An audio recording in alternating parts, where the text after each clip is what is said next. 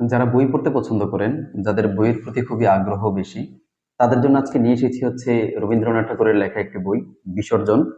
খুবই জনপ্রিয় একটি নাটক। রবীন্দ্রনাথ ঠাকুরের বাংলা সাহিত্যের মধ্যে অসংখ্য অবদান। এই অবদানগুলোর মধ্যে বিখ্যাত একটি অবদান হচ্ছে তার লেখা এই নাটকটি বিসর্জন। আপনি যখন বই পড়বেন, বিসর্জন নাটকটি পড়ার মধ্যে অন্তর্ভুক্ত রাখবেন।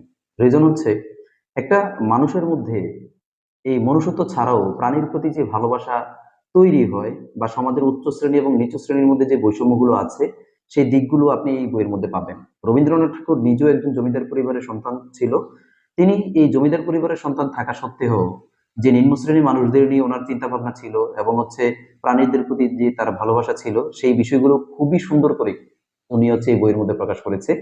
বিসর্জন নাটকটি আমি পড়েছি হচ্ছে আজ থেকে 5 থেকে 6 বছর আগে, যখন আমি অনার্স ফার্স্ট ইয়ারে পড়ি।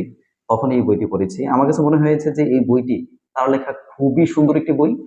এবং এই বিসর্জন নাটকের মধ্যে আপনি শিখতে পারবেন হচ্ছে মনুষ্যত্ব, এবং একটি নিম্ন শ্রেণীর একটি মেয়ে, যার হচ্ছে ধরেন অসংখ্য দিক চিন্তা করে হচ্ছে রাজা তার রাজ পরিবারের চাহিদা মেটাতে গিয়ে এই ছোট একটি মেয়ের ছাগলকে হচ্ছে সে বলিদান করে।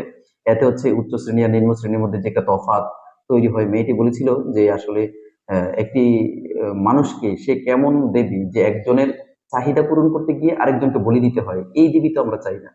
তো এই বইটি আপনারা পড়লে এগুলো জানতে পারবেন। তো সবাই ভালো থাকবেন, সুস্থ থাকবেন। আল্লাহ হাফিজ।